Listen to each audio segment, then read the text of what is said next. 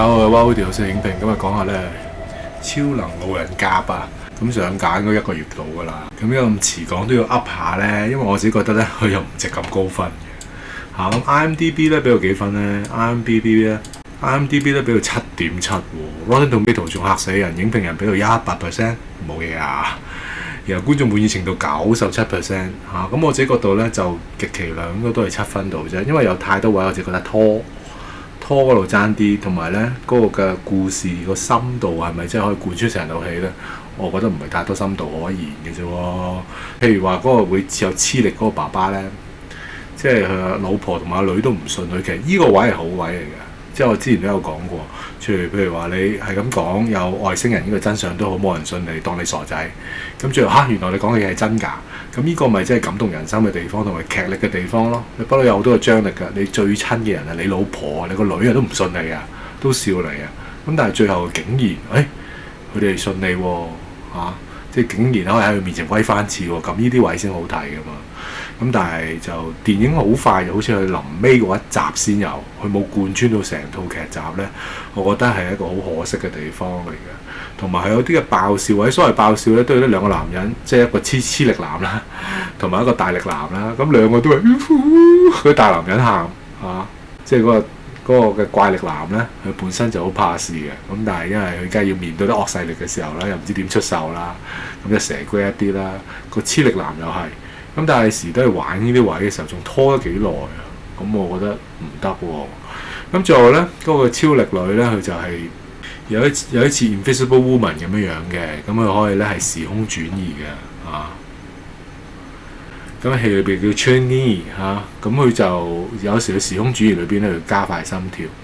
咁佢都加咗一啲嘅條件嘅，咁佢心跳時跳得好慢，咁佢加快心跳咧，咁啊食啲有咖啡因嘅嘢咯。咁佢一食嗰啲咖啡因嘅條啊等等咧，咁啊心跳加速，咁就可以咧瞬間轉移。咁但係瞬間轉移之後咧，又翻返去原位嘅，又翻返去附近嘅，咁就麻麻地啦即係揾戲嚟做啊！我自己覺得你明顯嗰個咁危險嘅時候，你脫咗險又唔好翻轉頭啦。咁所以揾戲嚟做咧。個劇集都多嘅，我自己覺得佢一季有8集，咁我覺得佢差唔多拖咗成3-4集，即係本身可以個故事唔使拖得咁緊要嘅。所以喺我如果排名嚟講呢，因為我而家係一個好快嘅速評呢，咁我就冇話特登係點樣去讚與彈。但係如果我要將佢即係最近呢個韓國嘅 Superhumans 嘅劇集，甚至係電影排位啦，咁我自己覺得佢個層次呢就似 High Five 嘅。即係又係走低低能能路線啦，咁然後最後就打大壞蛋啦，咁就係咁啫嘛。咁電影 High Five 咧就一套電影搞掂，咁佢而家夾硬拆做8集，所以我角度就6-7分到，即係可以係送飯係冇問題咯。咁但係咪去到哇90分數97%，我又覺得唔值嘅喎。反而喺我角度咧 ，Moving 咧異能族咧就20集。咁但係佢嗰個角色描寫深入好多，係啊，到咗好多，有笑有淚啊，所以 Moving 咧我點都放第一位嘅。咁 Cash Hero 咧，佢有少少係會認真同埋有笑料嘅一位。咁 Cash Hero 我都覺得都 OK 嘅，同埋有啲新嘅玩法。但係佢嗰個嘅異能咧就係要有錢你先至可以有發揮嘅異能。咁其實都個故事幾直線下嘅。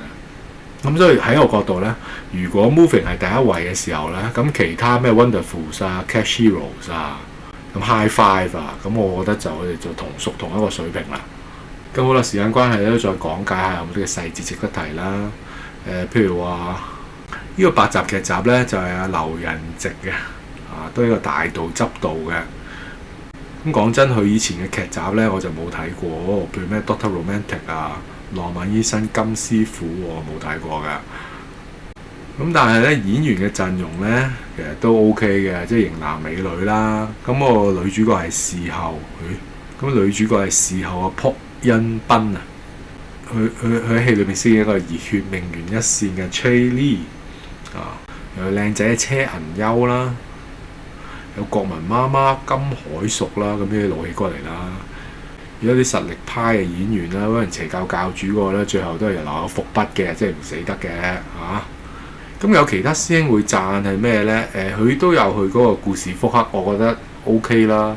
佢想復刻翻以前嘅千年蟲嗰個時候但我自己覺得就嫌嗰啲嘅景呢，都係2000年啫，都26年前呢，我又覺得唔係復刻得咁深刻，可能啲嘅舊電腦係特別啊，或者舊車款啊，或者啲衣着咁，但係呢個懷舊情懷就普通啊。當年嗰個嘅千年蟲問題呢，個電腦問題呢，就話個 digit 驚佢跳到2000年就唔識再跳，咁然後就全球輕機嘅咁樣嘅，咁啊藉住呢件事就為嗰個嘅背景同埋切入點啦。咁我自己覺得普普通通啦。咁我覺得韓式超人啊，低能幽默呢都有嘅，咁唔係話唔好笑嘅，咁但係你同類嘅時候呢，我就覺得你同類嘅笑點呢，你真係差唔多 loop 足8集嘅時候就唔係好得咯。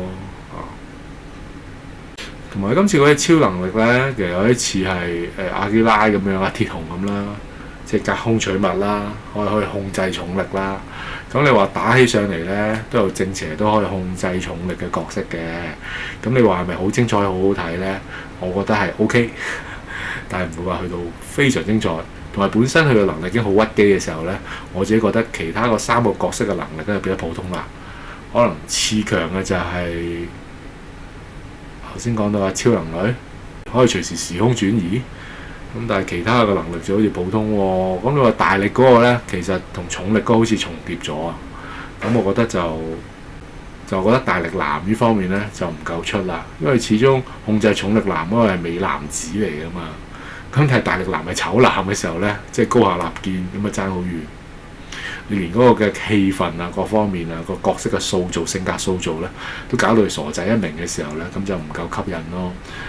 因為你話可以 high five 咁各有特色咁先好睇嘅，咁但係佢家即係男主角太出啦，又好打又靚仔嘅時候，其他男人都變咗配角嚇，仲係一啲中坑，咁啊真係爭好遠啦。所以我覺得咧有多啲角色唔同嘅平衡會好睇好多嘅，角色之間嗰個嘅能力嘅平衡，甚至顏值嘅平衡咧，可能會更加好都未定嘅。不過有人話説回來，就係有時醜男中坑先好睇嘅，可能先有嗰個共鳴啩。因為少有一啲嘅超人咧，或者有超能力嘅人係啲中坑嚟嘅，咁又點呢？咁 Moving 二人族有認真路線，咁今次走低能路線咁解咯。咁但係有啲影評都話個節奏真係出問題，係咁拖嘅，我都覺得真係拖得幾勁。所以我自己覺得係6、7、5，我自己覺得5、6、7嗰個係，哇來來去都係咁嘅啫喎嚇。咁我都唔係好明白點解可以係搞咁耐，即係話你要應對嗰個嘅邪教陰謀啊，又揭發翻以前孤兒院嗰個嘅黑暗往事啊，咁佢哋就一齊制止翻咧依家呢個瘋狂嗰個科學家，因為佢以前就係咁樣去兒童做實驗嘅，咁依家班兒童大晒啦，佢繼續原來都係繼續實驗，咁你就去制止佢，咁我覺得喂來來去都係咁嘅時候，拖得幾勁。結尾其實佢都有啲心意嘅相，即係頭先我講咗啦，嗰個黐力男呢，咩老婆同埋阿女都唔信佢，咁但係最後呢，起碼俾佢威翻次咁樣樣嘅。咁但係你只係最後一集先有呢一幕呢，我覺得就唔夠。其實呢個點應該係貫穿成套戲嘅時候就先好睇啊嘛。同埋又話係末日大戰咁樣，個末日都係你放喺嗰個城市裏邊呢，我又覺得係爭啲嘅嚇。因為我覺得個規模其實吹就吹到好大，咩世界末日，原來最後係一個城市啫，咁爭好遠啦。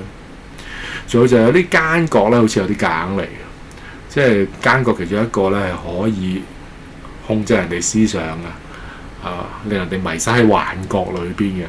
我覺得佢嗰個好似有少夾硬嚟咁咯，即係佢嗰個步驟咧唔係好解釋到即係有時我都話咯，你個奸角唔係去到最奸就唔好睇嘅。